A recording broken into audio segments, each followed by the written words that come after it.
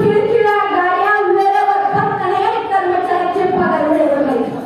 अहो लाडकी बहीण योजनेतून आपण महिलांना 1500 रुपये देता, त्यांना सक्षम करता की त्यांना निवडणुकीपुरतं मर्यादित ठेवता.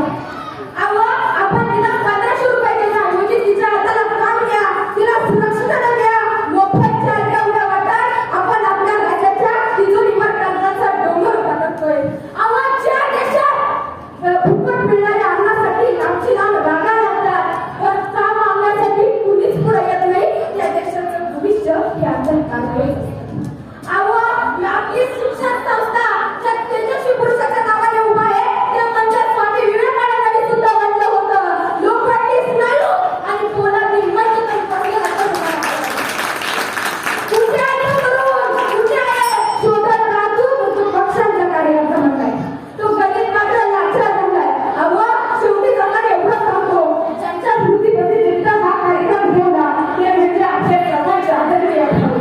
अहो फुकटचे योजना दिलेच नाही, पण माझ्या गरीबाला सक्षम बनावं, कामगारांना काम मिळावं आणि माझ्या ग्रामीण भागातल्या लेकरांना शिक्षण मिळावं यासाठी सहकार तत्त्वज्ञानावर कारखाना काढला, त्याच्यामध्ये कामगारांना काम दिलं आणि माझ्या ग्रामीण भागातल्या लेकरांना शिक्षण मिळण्यासाठी ही एवढी मोठी संस्था काढली.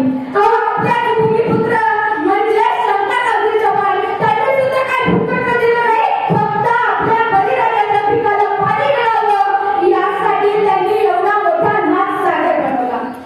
अहो मला सांगायचं वाटतं, शेवटी एक छोटंसं उदाहरण देतो, ते म्हणजे कोर्टाच्या आदेशानुसार सर्कसमधल्या वाघांना जन्मास सोडण्यात आले.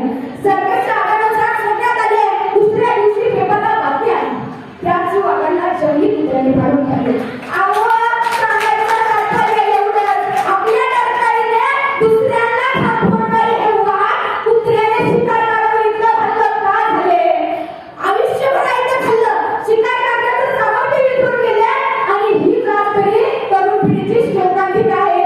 लाख मारी तिथं पाणी काढी ही जिद्दच कायम झाली आहे. अहो सांगताना एवढंच सांगतो, जेव्हा सरकार आपल्याला काहीतरी फुकट देण्याचं वचन देत असतं, तेव्हा ते आपलं स्वातंत्र्य आणि स्वाभिमान हिरावून घेण्याची तयारी